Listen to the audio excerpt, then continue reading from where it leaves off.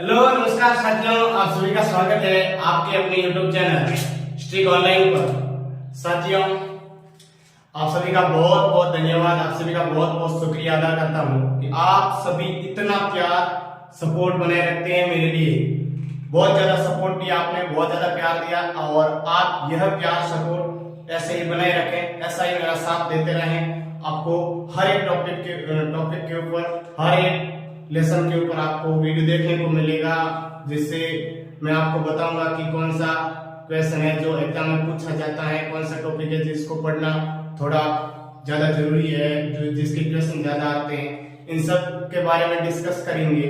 और आपका सबसे पहले तो बहुत बहुत शुक्रिया अदा करता हूँ कि इतना सारा प्यार और सपोर्ट देते हो मेरे को। और अब बात करते हैं हम आज एक नए टॉपिक के साथ में, जिसका नाम है भारतीय इतिहास। भारतीय इतिहास, भारत का इतिहास तो है लंबा चौड़ा, कई गुना लंबा कई गुना चौड़ा। इसको पढ़ना बहुत कठिन है, लेकिन इसमें कुछ अलग अलग टॉपिक हैं जिसको हम छांट छांट के पढ़ेंगे तो पूरा इतिहास है जो हमारा कवर हो जाएगा। लेकिन सबसे पहले आज हम बात करने जा रहे हैं, उस टॉपिक का नाम है सिंधु घाटी सभ्यता।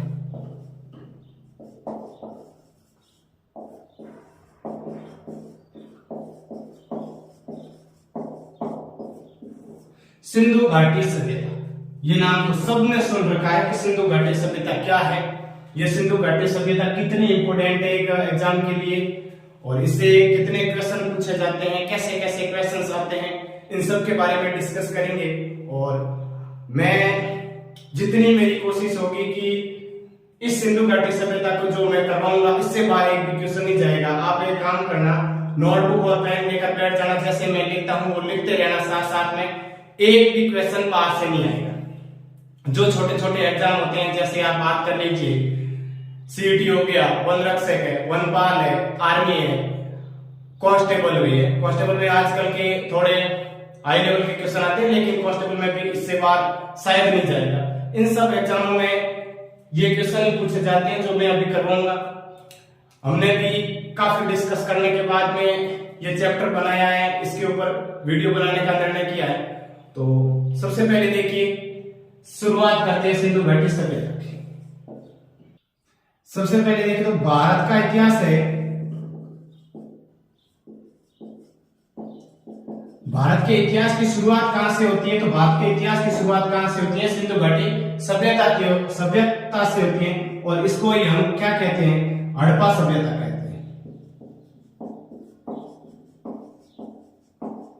भारतीय इतिहास की शुरुआत कहां से होती है? सिंधु घाटी सभ्यता से होती है, और इस सिंधु घाटी सभ्यता को हम लोग कहते हैं हड़प्पा सभ्यता। इस हड़प्पा सभ्यता का विकास के बारे में बात की जाए तो यह सभ्यता लगभग 2500 ईसा पूर्व में दक्षिणी एशिया क्षेत्रों में फैली थी। जैसे बात कर लूं मैं, ये जो सभ्यता है 2500 ईसा पूर्व, एक आता है ईस्वी सन और एक आता है ईसा पूर्व। इनके बारे में आपको अलग से बताऊंगा जब मैं धर्म कराऊंगा, बौद्ध धर्म, जैन धर्म, उनमें ईस्वी धर्म आएगा तब बताऊंगा। और अब बात की 2500 ईसा पूर्व, 2500 ईसा पूर्व में ये सभ्यता दक्षिणी एशिया,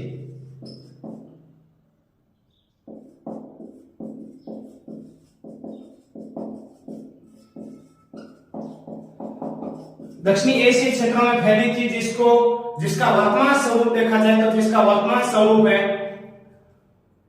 पाकिस्तान और पश्चिमी भारत में इसका वर्तमान स्वरूप है। जब इसका वर्तमान स्वरूप कौन सा है? पाकिस्तान व पश्चिम भारत।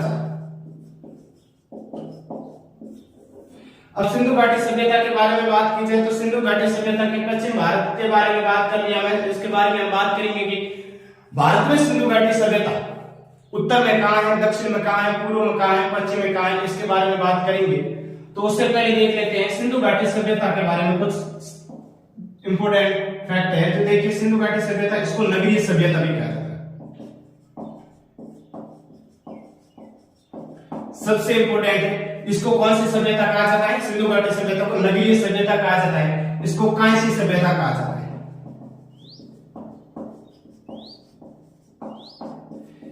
इस इस सभ्यता को नगरीय सभ्यता कहा जाता है। इस सभ्यता को भी कौन सी सभ्यता कहा जाता है? कांस्य सभ्यता कहा जाता है। और देखें तो सिंधु घाटी सभ्यता मुख्यतः पहले चार नगरों में फैली हुई थी।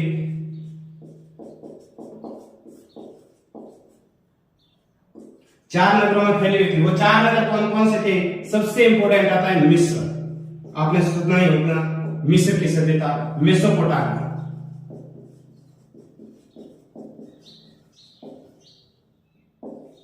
मेसोपोटामिया की सभ्यता, चीन और भारत। ये भारत, आज हम बात कर रहे हैं भारत की सभ्यता और भारत की सिंधु घाटी सभ्यता के बारे में बात कर रहे हैं। आज हम देखें तो भारत के भी दो विभाजन हो चुके हैं। एक है भारत पाकिस्तान, जिसमें मोहनजोदड़ो है, हड़प्पा है, जो मुख्य स्थल थे वो कहां चले गए?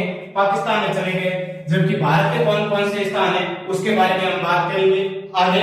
बहुत सारे ऐसे स्थल आएंगे जिसके बारे में बहुत सारी चीजें मिली है। कहीं से कुछ चावल मिला है, कहीं से चूल्हा जगह मिला है, कहीं से कुल्हाड़ी मिली है, कहीं से तलवार मिली है, कहीं से चावल का दाना मिला है, कहीं से जौ मिली है, कहीं जवार मिला है।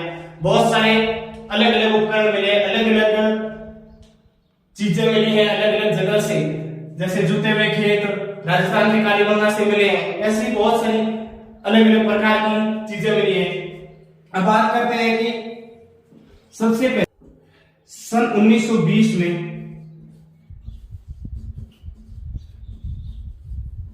भारत के दो प्रमुख नगर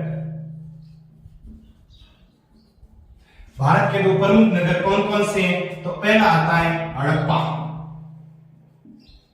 और दूसरा आता है मोहनजोदड़ो।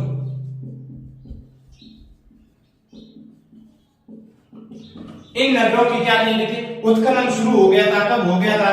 तो 1920 में इन नगरों का उत्खनन शुरू हो गया था। लेकिन 1921 में राय बहादुर,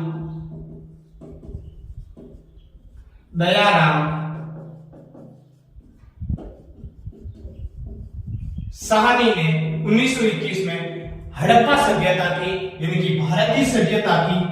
भारतीय सिंधु घाटी सभ्यता की खोज करना शुरू कर दी गई थी।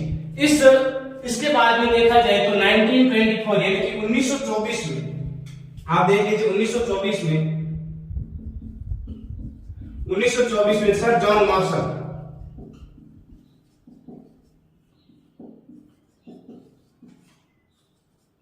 सर जॉन मार्शल ने एक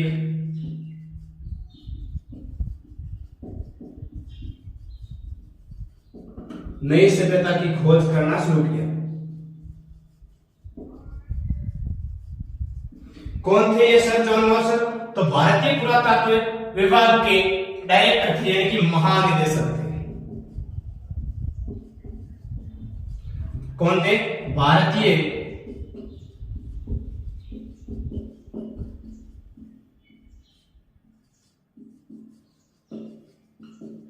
भारतीय पुरातत्व विभाग के महानिदेशक थे सर जॉन मार्शल, जिन्होंने 1924 में एक नई सभ्यता की खोज करनी शुरू कर दी गई थी। इसको ही आगे बढ़ा करके सिंधु घाटी सभ्यता, हड़प्पा सभ्यता, मोहनजोदड़ो। सर जॉन मार्शल ने क्या किया था? हड़प्पा सभ्यता के हड़प्पा में गए थे ना, उस समय सर जॉन मार्शल एक टीले के ऊपर बैठे थे, एक पहाड़ के ऊपर बैठे थे।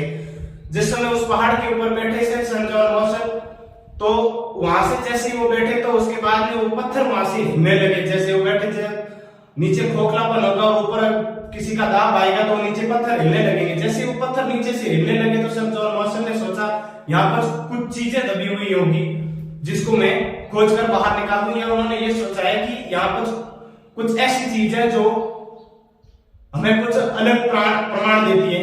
तो उन्होंने वहां से खोजना शुरू कर दिया, अपनी सेना को लेकर या अपने कुछ प्रमुख साथियों को लेकर के वहां पर खोजना शुरू कर दिया। 1924 में कहां खोदना शुरू कर दिया? हड़प्पा में उन्होंने खोदना शुरू कर दिया और खोदते खोदते उन्होंने बहुत सारे अवशेष प्राप्त कर लिए। उन्हें इतना सारा प्रमाण मिला वहां से सिंधु घाटी सभ्यता की। उन्होंने यह कहा था कि मिस्र, चाइना, मिस्र, चीन, मेसोपोटामिया। मिस्र, चीन, मेसोपोटामिया जैसी ही सभ्यता एक भारत में भी सभ्यता है जिसे हम सिंधु घाटी सभ्यता के नाम से या हड़प्पा सभ्यता के नाम से भी जानते हैं। उसके बाद में क्या हुआ तो देखिए, उसके बाद में हम बात करते हैं आगे।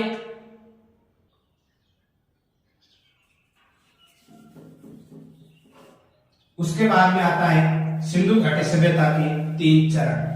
ये लिख लीजिए, आप नोटबुक में नोट डाउन कर लीजिए। उसके बाद में आता है सिंधु घाटी सभ्यता के 3 प्रमुख चरण। कौन कौन से चरण है? पहला आता है प्रारंभिक चरण।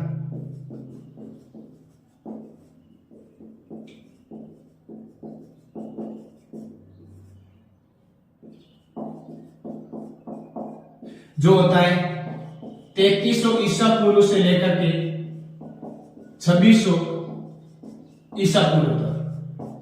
उसके बाद में आता है परिपक्व चरण, परिपक्व हड़प्पाई चरण।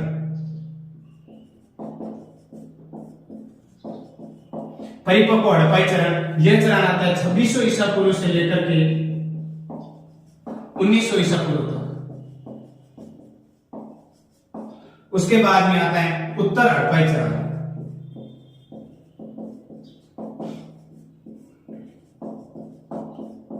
जो आता है 1900 ईसा पूर्व से लेकर के 1300 ईसा पूर्व तक। वैसे रेडियो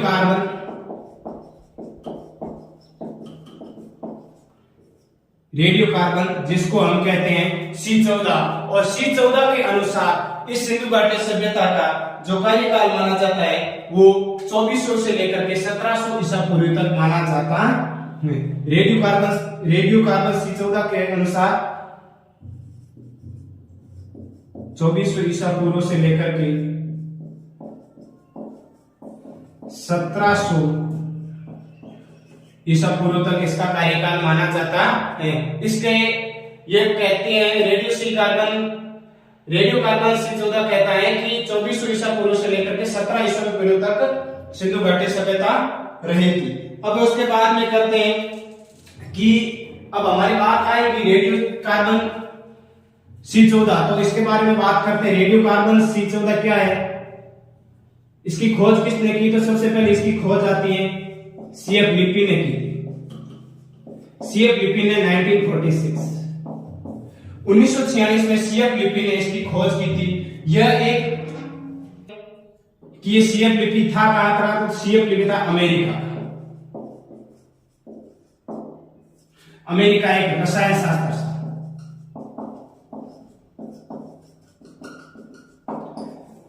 अमेरिका का एक रसायन शास्त्र था C.F. लिपि, जिन्होंने 1946 में रेडियो कार्बन C14 की खोज की। और रेडियो कार्बन C14 ये बताता है कि सिंधु घाटी सभ्यता का जो काल था, जो 2400 ईसा पूर्व से लेकर के 1700 ईसा पूर्व तक माना जाता है। अब इसके बारे में इससे अगले टॉपिक की बात करें तो इसके बाद आता है, हम देखिए इसके बारे में बात करें तो सबसे पहले यहां देख लेते हैं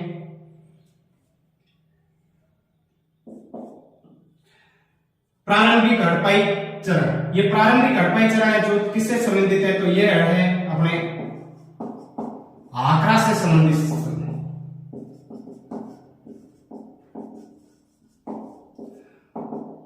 आगरा एक वर्ड है जिससे संबंधित है प्रारंभिक हड़प्पाई चरण। उसके बारे में बात करते हैं कि प्रारंभिक जो हड़प्पाई चरण था, इसमें सबसे पहले होता क्या था? तो सबसे पहले व्यापार शुरू कर दिया गया था। व्यापार को शुरू कर दिया गया था, केंद्रीय व्यवस्था चालू कर दी गई थी। और उसके बाद बात करें कृषि की, तो यहाँ पर भी कृषि भी चालू कर दी गई थी। और कृषि में क्या क्या होता था? तो कृषि में मटर, जैसे खजूर, रुई, तिल, इन सब का जो परिणाम है, इन सब का जो प्रमाण है वो कहां से मिलता है? प्रारंभिक हड़प्पाई चरण से मिलता है। मटर, खजूर, रुई, तिल, इन सब का प्रमाण कहां से मिलता है? प्रारंभिक हड़प्पाई चरण से मिलता है, जिसका कार्यकाल कितना था? 3300 ईसा पूर्व से लेकर के 2600 ईसा पूर्व तक था। यहां पर एक और बात आती है कि 3000 ईसा पूर्व तक, 3000 ईसा पूर्व में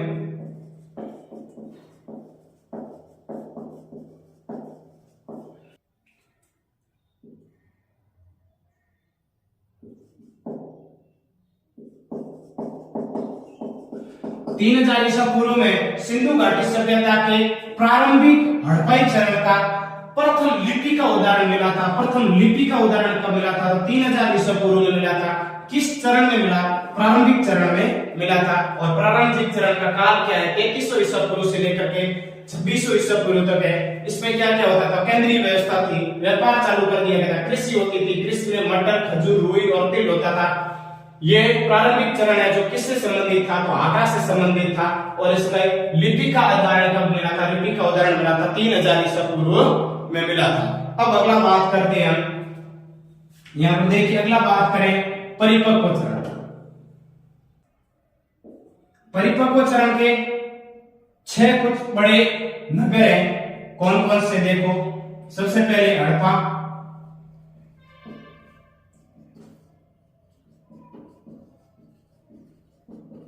मोहनजोदड़ो,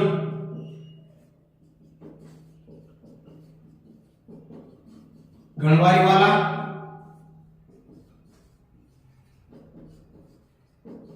धौलावीरा,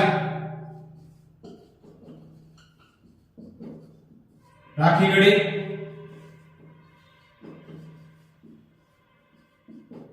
कालीबंगा। इन सब के बारे में हम बात करेंगे, लेकिन इसके बारे में, कालीबंगा के बारे में बात करेंगे हम राजस्थान की सभ्यता में। राजस्थान की सभ्यता शुरू हुई कहां से होगी? कालीबंगा से होगी। और कालीबंगा का शाब्दिक अर्थ है काले रंग की चूड़ियां। अब बात करते हैं राखीगढ़ी। तो राखीगढ़ी इसका जो खोज है, इसकी जो खोज कब हुई थी? तो इसकी खोज हुई थी 1963 में इसकी खोज हुई थी। और खोज किसने की थी? तो सूरजभान ने की थी। किसने की थी? सूरजभान ने। कौन सी नदी थी? तो नदी है इसके प्रयास में, इसके पास नदी है घग्गर नदी। घग्गर नदी। और ये घग्गर नदी और ये राखीगढ़ी पड़ता कहां है? राखीगढ़ी पड़ता है हिसार। और हिसार कहां है? हरियाणा। हिसार कहां है? हरियाणा। ये है राखीगढ़ी। राखीगढ़ी के बारे में भी वापस में बताऊंगा जब सब एक साथ टॉपिक आ जाएंगे, जैसे मोहनजोदड़ो, हड़प्पा, लोथल, धौलावीरा, राखीगढ़ी, चमुंदड़ो, सब एक साथ में आ जाएंगे। सबके खोज बताऊंगा, सबके कौन कौन से अवशेष मिले वो बताएंगे। तब इस राखीगढ़ी की वापस से बात करेंगे। एक बार के लिए हमने बता दिया राखीगढ़ी की खोज कब हुई थी? तो 1963 में इसकी खोज हुई थी। कब, किसने की थी? सूरजभान ने की थी। नदी कौन सी है? घग्गर नदी है। और इसमें ये राखीगढ़ी है कहां? तो ये है हिसार, हरियाणा में। अब बात करते हैं, ये तो आपने देख लिया। अगला बात करते हैं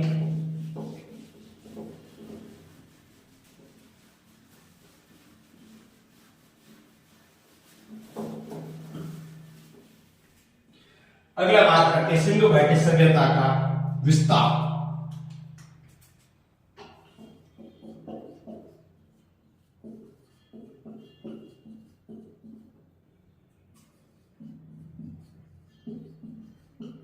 विस्तार, ये सिंधु घाटी सभ्यता कहां से कहां तक फैली हुई थी?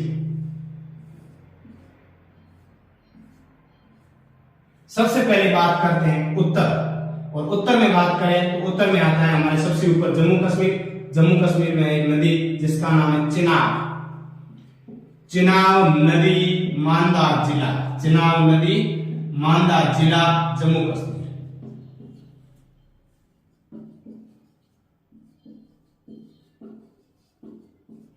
चिनाब नदी, मांदा जिला, जम्मू कश्मीर। उसके बाद में बात करते हैं यहां पर,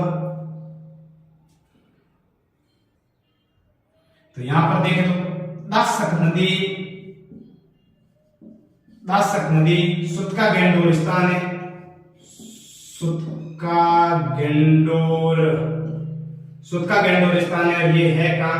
तो बलूचिस्तान, कहाँ है? बलूचिस्तान। और अब आप नीचे देखते हैं गोदावरी नदी है, गोदावरी नदी दायमाबाद स्थान है। और ये है का, सॉरी ये है का, तो ये है महाराष्ट्र। ये दायमाबाद अभी है अहमदाबाद में। उसके बाद में यहां बात करते हैं, तो यहां देख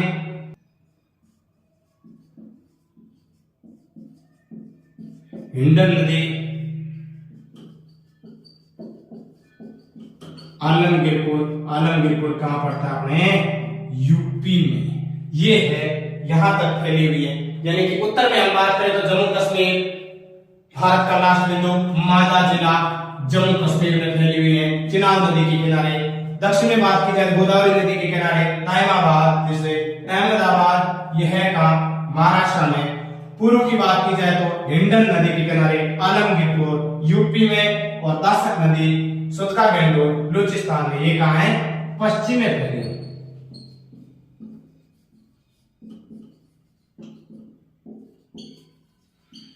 उत्तर दक्षिण पूर्व पश्चिम, ये क्वेश्चन लगभग हर एक कॉम्पिटिशन एग्जाम में पूछा जाता है कि भारत में सिंधु घाटी सभ्यता का उत्तर पॉइंट कौन सा है, दक्षिणी पॉइंट कौन सा है, पूर्व पॉइंट कौन सा, पश्चिम पॉइंट कौन सा है, उसके साथ में नदी भी पूछ लेती है कि 4 ऑप्शन दे दिया आपको, उत्तर दक्षिण पूर्व पश्चिम, उत्तर दक्षिण पूर्व पश्चिम।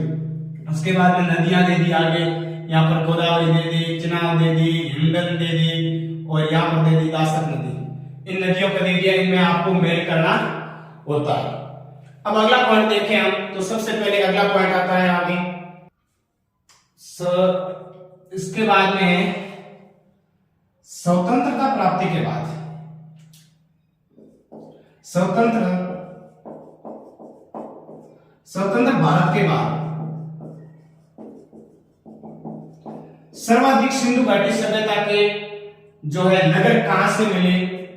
तो वह है गुजरात। सर्वाधिक बोला है, सर्वाधिक नगर कहां से मिले? गुजरात से मिले। जबकि सिंधु घाटी सभ्यता का स्वतंत्र भारत के बाद में सबसे बड़ा नगर कौन सा है? तो सबसे बड़ा नगर है अपने राखीगढ़ी, जिसकी हमने बात कर ली थी, जिसकी खोज की थी अपने सूरजभान ने। और कब की थी? 1963 में। उसके बाद में नदी कौन सी नदी है? घग्गर, हरियाणा, हिंसा। ये हमने बात कर ली थी। यह है भारत स्वतंत्र भारत के बाद में गुजरात में सर्वाधिक स्थान खोजे गए थे, और उसमें सबसे बड़ा स्थान खोजा है हरियाणा का है। भारत में सबसे बड़ा स्थान सिंधु घाटी सभ्यता का, जिसका नाम है राखीगढ़ी। उसके बाद में देखिए,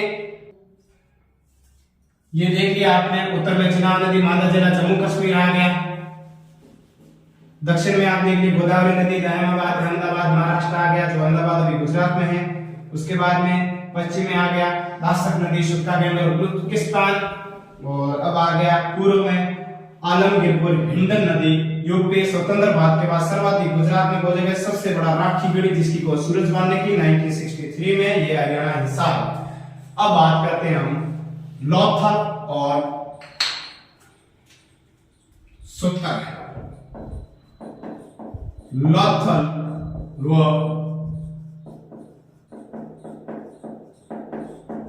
सुतका गंडोर दो बंदरगाह सिंधु घाटी सभ्यता की बंदरगाह कौन कौन सी है? तो सिंधु घाटी सभ्यता की बंदरगाह कौन सी है? लोथल, सुतका गंडोर सिंधु घाटी सभ्यता की क्या है? बंदरगाह है। इसके बारे में सिंधु घाटी सभ्यता के बारे में, लिपि के बारे में बात करें। सिंधु घाटी सभ्यता की लिपि, सिंधु घाटी सभ्यता की लिपि, तो लिपि है भाव चित्रात्मक लिपि। ये दाई से बाईं ओर लिखी जाती है, दाई से बाईं ओर। इसे बोलते हैं सर्पिलाकार लिपि। इसको बोलते हैं गोमूत्र लिपि। जिस प्रकार हम देखें दाई से बाईं, जब भी एक पंक्ति लिखनी हो, एक पंक्ति से ज्यादा लिखनी होगी, तो ये यहां से शुरू करेंगे सिंधु घाटी सभ्यता, भारत की सबसे प्राचीन सभ्यता, वापस यहीं से शुरू कर देंगे। भारत के अंदर सबसे बड़ा खोजा गया स्थान आखिरी गढ़ी यहाँ से ऐसे, यह एक सर्पिल आकार में, यानी कि सांप के आकार से रेंगती हुई चलती है लिपि। यहाँ से स्टार्ट हुई, वापस अगली लाइन में यहाँ से स्टार्ट नहीं करेंगे, जहां खत्म हुई वहीं से वापस शुरू कर देंगे। इस तरह ये लिपि चलती है, या इसको ऐसा कुछ दृश्य इसको देखने का मिला। उसके बाद में हम देखें तो उसके बाद में आता है हमारे सामने, उसके बाद ये तो बात हो गई इससे लिपि की। तो लिपि का प्रमाण कहां से मिला? प्रमाण, ठीक है, लिपि का प्रमाण कहां से मिला? प्रमाण कहां से मिला? तो प्रमाण मिला सुमेरिया सभ्यता से। सुमेरिया सभ्यता से इस भावचित्रात्मक लिपि का क्या मिला है? प्रमाण मिला है। और ये सिंधु घाटी सभ्यता के जो लोग थे, सिंधु घाटी सभ्यता के जो लोग थे, वो किस पद्धति का उपयोग करते थे? तो ग्रिड पद्धति का उपयोग करते। ग्रिड पद्धति,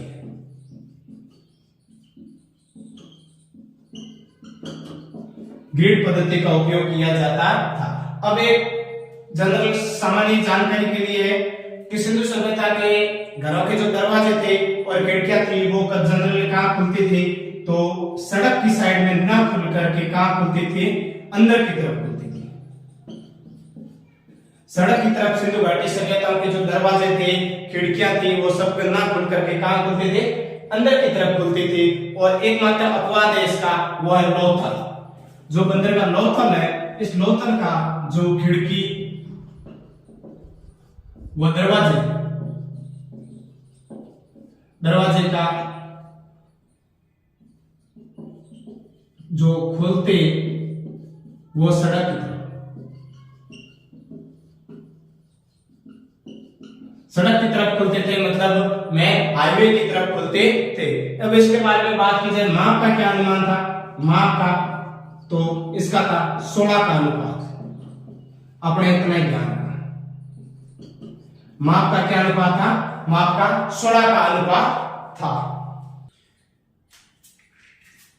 माप का अनुपात या इसको बोल सकते हैं हम तोल का अनुपात, तोल का अनुपात। अब इसके बाद में आता है हमारे सिंधु घाटी सभ्यता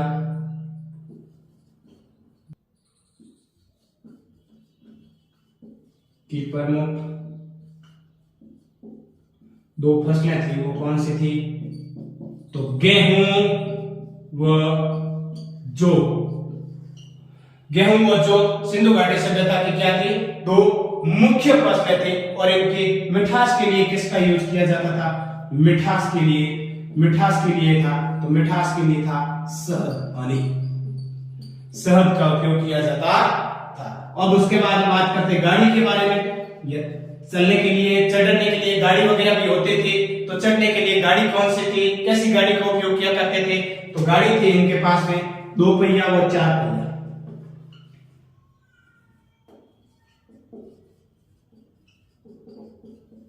2 व 4 पहिए वाली बैलगाड़ी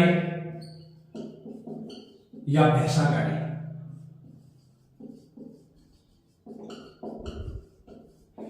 भैंसा गाड़ी थी या बैलगाड़ी थी। अब एक बात करते हैं तलवार।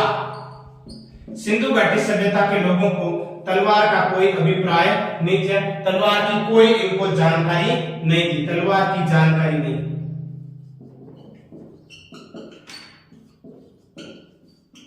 सिंधु घाटी सभ्यता के लोगों की तलवार की जानकारी नहीं थी। वापस देख लेते हैं, सिंधु घाटी सभ्यता की लिपि भावचित्रात्मक थी, जो कहां से कहां तक चलते थे? दाएं से बाईं ओर चलती थी। लिपि का प्रथम परिणाम कहां से मिलता है? तो लिपि का प्रथम परिणाम ये बहुत इंपॉर्टेंट है, सुमेरिया सभ्यता से मिलता है। सिंधु घाटी सभ्यता के लोग ग्रिड पद्धति का उपयोग किया करते थे अपने घरों में, अपनी सड़कों पर। किस का उपयोग किया करते थे? ग्रिड पद्धति का उपयोग किया करते थे। इनके जो घरों के दरवाजे थे वो सड़क पर ना खुल करके अंदर की तरफ खुलते थे। और एक लोथल था जिसका दरवाजा वो खिड़की कहाँ खुलते थे? सड़क की तरफ खुलते थे। उसके बाद में आता है माप या तौल का मापन क्या था? तो 16 के अनुपात में इसका मापन किया जाता था। और सिंधु घाटी सभ्यता का प्रमुख दो फसलें कौन सी है? तो गेहूं वो जो है। उसके बाद में गाड़ी का उपयोग किया है, तो 4 पहियों वाली गाड़ी का उपयोग किया जाता था, जिसको बैलगाड़ी और भैंसा गाड़ी, जो बैलगाड़ी तो आजकल देखने को मिलती है, भैंसा गाड़ी कम देखने को मिलती है। सिंधु घाटी सभ्यता में मिठास के लिए क्या था? तो मिठास के लिए सिंधु घाटी सभ्यता में शहद का उपयोग किया जाता था। और इसके बाद तलवार, और सिंधु घाटी सभ्यता के लोग तलवार से परिचित नहीं थे। लोथल और सुत्रा गैंडो दो सिंधु घाटी सभ्यता की क्या थी? बंदरगाहें थी। अब बात करते हैं सिंधु घाटी सभ्यता, अगला बिंदु।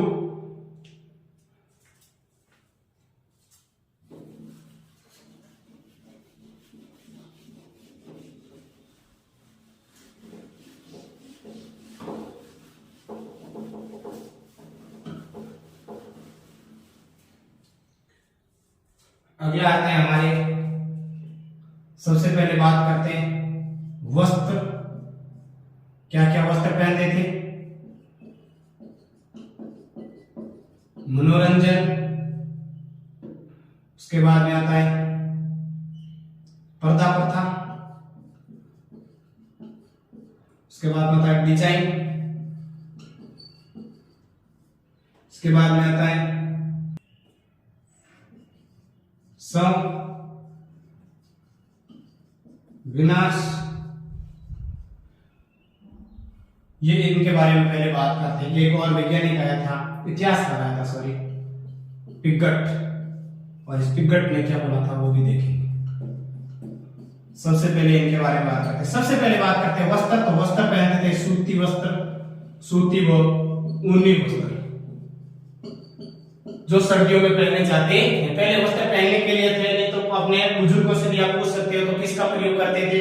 ज्यादा से ज्यादा सूती यानी कि कॉटन का उपयोग करते थे और ऊनी वस्त्र का उपयोग करते थे। उसके बाद में आता है मनोरंजन। तो मनोरंजन में सबसे इंपॉर्टेंट आता है मछली पकड़ना, मछली पकड़ना। उसके बाद में आता है जानवरों को लड़ाना, जानवरों को लड़ाना। उसके बाद में आता है शिकार करना। उसके बाद में आता है पासा खेलना। पासा खेलना वो अपना मनोरंजन करना। मछली पकड़कर टाइम पास करते थे, जानवरों को लड़ाते आते आपस में, एक जानवर को गुस्सा दिलाते हुए दूसरा उससे आकर के भिड़ता हुआ ऐसे अपना टाइम पास करते थे। उसके बाद में ये टाइम पास नहीं होता तो शिकार करने के लिए चले जाते, शिकार करके थक थका के आ जाते तो वापस तो पासा खेलने लग जाते। ऐसे ही अपना टाइम पास किया करता था, अपना गुजारा किया करते थे। पर्दा प्रथा या वैश्यवृत्ति, पर्दा प्रथा या वैश्यवृत्ति सिंधु सभ्यता से प्रचलित है। सिंधु सभ्यता से, सिंधु वही अपनी सिंधु घाटी, सिंधु सभ्यता से प्रचलित है। यानी कि उस समय भी हम ये कह सकते हैं कि उस सिंधु घाटी सभ्यता के समय भी पर्दा प्रथा चलती थी। उसके बाद में डिजाइन, तो ये डिजाइन किया करते थे, काला कलर था, काला कलर यानी कि रंग, और लाल मिट्टी के बर्तन पर डिजाइन किया करते थे। लाल मिट्टी के बर्तन पर, मिट्टी के बर्तन पर डिजाइन किया करते थे। अब इसमें सौ की बात करें तो सौ में बहुत सारे अलग अलग हमें जो है अलग अलग इतिहासकारों के द्वारा अलग अलग उल्लेखन देखने को मिलते हैं। सबसे पहले हम बात करते हैं हड़प्पा और सिंधु घाटी के। हड़प्पा वो ये है मोहनजोदड़ो। हड़प्पा में सौ को क्या किया गया? दफनाया गया। और इनमें क्या किया गया? जलाया गया। यानी अब ये सिंधु घाटी सभ्यता में, सिंधु घाटी सभ्यता में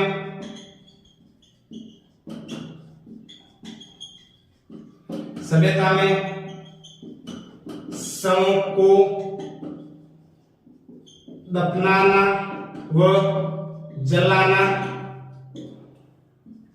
दोनों पद्धति अपनाई जाती थी, दोनों पद्धति अपनाई जाती थी। यानी कि जैसे हम देख पा रहे हैं सिंधु घाटी सभ्यता में हड़प्पा में तो क्या किया जाता, अपनाया जाता था। मोहनजोदड़ो में क्या किया जाता, जलाया जाता था। उसके बाद में आता है विनाश। तो विनाश का मुख्य कारण है, आप सभी को पता होगा, हम भी बता देते हैं, विनाश का मुख्य कारण है बाढ़। सिंधु सभ्यता का, सिंधु घाटी सभ्यता का विनाश का मुख्य कारण क्या है? सिंधु घाटी सभ्यता का विनाश का मुख्य कारण है बाढ़। एक इतिहासकार आया था जिसका नाम है पिगट। इस पिगट ने कहा था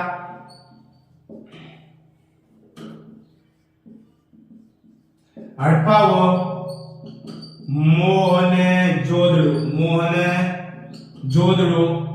दो जुड़वा राजधानियां हैं। ये किसने कहा था? एक इतिहासकार आया था पिगट, और इस पिगट ने बोला था कि हड़प्पा व मोहनजोदड़ो क्या है, दो जुड़वा राजधानियां हैं। ये क्वेश्चन बहुत बार पूछा गया है। सबसे पहले ये भी क्वेश्चन पूछा गया है कि विनाश, तो विनाश किससे हुआ था?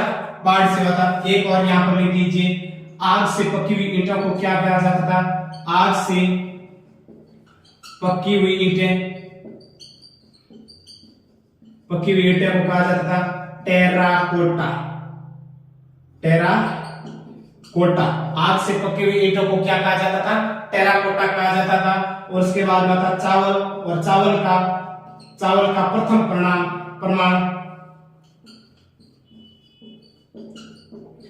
प्रमाण कहां से मिलता है? तो लोथल। और लोथल क्या है? सिंधु घाटी सभ्यता का एक बंदरगाह लोथल और सूतका है। अब बात करते हैं आगे, वापस देख लेते हैं सूती वस्त्र कौन से पहनते थे? सूती वस्त्र वो ऊनी वस्त्र पहनते थे। मनोरंजन के लिए मछली पकड़ते थे, जानवरों को लड़ाना, शिकार करना, पासा खेलना, चौखट खेलना, एक इसमें और लिख दी चौखट खेलना, ये सब काम किया करते थे। ये मनोरंजन के लिए, अपने टाइम पास के लिए क्या करते थे? पर्दा प्रथा, ये वेश्यावृत्ति, ये सिंधु सभ्यता की प्रचलित है। इससे भी सिंधु सभ्यता क्या है? प्रचलित है। डिजाइन काला कलर था, काला रंग था, लाल मिट्टी के बर्तनों पर ये डिजाइन किया करते थे। उसके बाद में हड़प्पा में क्या किया जाता था? दफनाया जाता था, और मोहनजोदड़ो में जलाया जाता था। सिंधु घाटी सभ्यता में दोनों प्रथाएं चलती थी। उसके बाद में था विनाश का मुख्य कारण क्या है? बाढ़। पिंगट ने कहा था हड़प्पा व मोहनजोदड़ो क्या है? दो जुड़वा राजधानियां हैं। उसके बाद में बात करते हैं पकी हुई ईंटें को कहा जाता है टेराकोटा। और चावल का प्रथम प्रमाण कहां से मिलता है? तो चावल का प्रथम प्रमाण मिलता है लोथल से।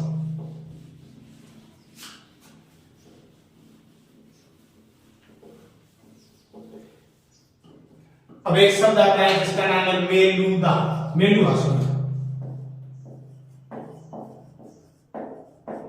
मेलुआ। ये शब्द है जो मेसोपोटामिया सभ्यता का शब्द है। कौन सी सभ्यता का शब्द है?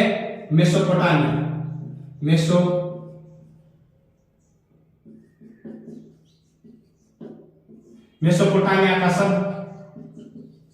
शब्द है जिसका संबंध सिंधु घाटी सभ्यता से है।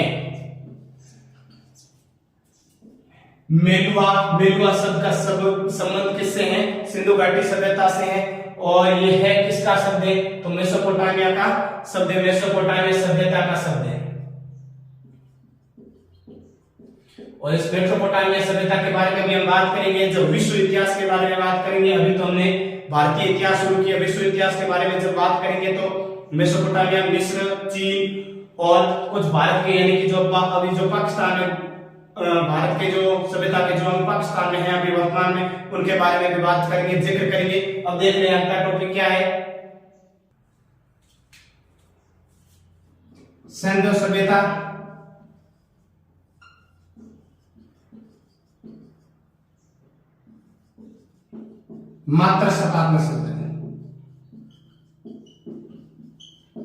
मातृशतात्मक सभ्यता थी। सिंधु सभ्यता में धरती की पूजा की जाती थी। धरती की पूजा किसके रूप में की जाती थी? उर्वरता की देवी के रूप में धरती की पूजा की जाती थी। धरती की पूजा किसके रूप में की जाती थी? धरती की पूजा उर्वरता के रूप में की जाती थी। यहाँ पर वृक्ष पूजा व शिव की भी पूजा की जाती थी, शिव पूजा भी की जाती थी। अब एक आता है स्वास्तिक, सबसे इंपॉर्टेंट है स्वास्तिक। और स्वास्तिक का उल्लेख कहां से मिलता है? स्वास्तिक का उल्लेख मिलता है हमसे कहां से? हड़प्पा से। हड़प्पा से क्या मिलता है हमें? स्वास्तिक का उल्लेख मिलता है, यानी कि सिंधु घाटी सभ्यता में स्वास्तिक भी था। उसके बारे में अगला बात करते हैं कुबड़वाला सांड। कुबड़वाला सांड इसकी सिंधु घाटी सभ्यता में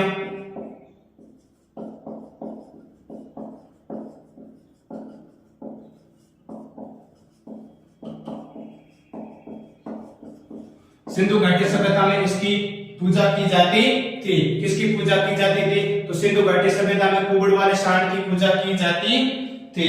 उसके बारे में बात करें तो मंदिरों का यहाँ पर कोई भी अवशेष नहीं मिला। सबसे मोस्ट इंपोर्टेंट है मंदिर। मंदिरों का सिंधु घाटी सभ्यता में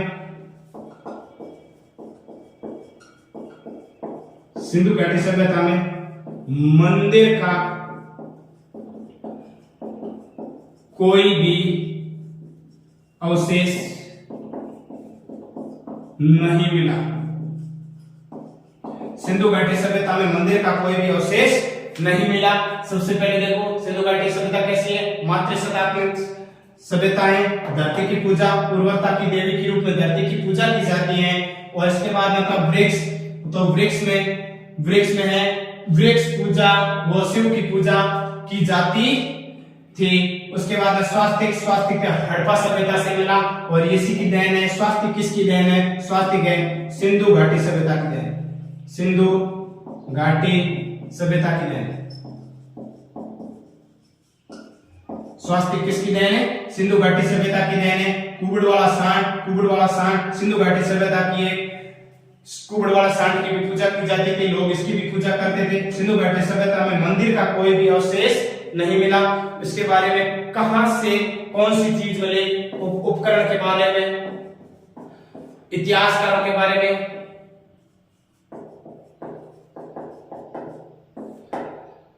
सन और प्रमुख स्थान, इन सब के बारे में जिक्र करना है। अभी भी इन सब के बारे में जिक्र करेंगे हम अगले वीडियो में, नेक्स्ट वीडियो में। तब तक के लिए आप सभी का बहुत बहुत धन्यवाद, बहुत बहुत साधुवाद। ऐसे साथ बनाए रखें, सपोर्ट बनाए रखें।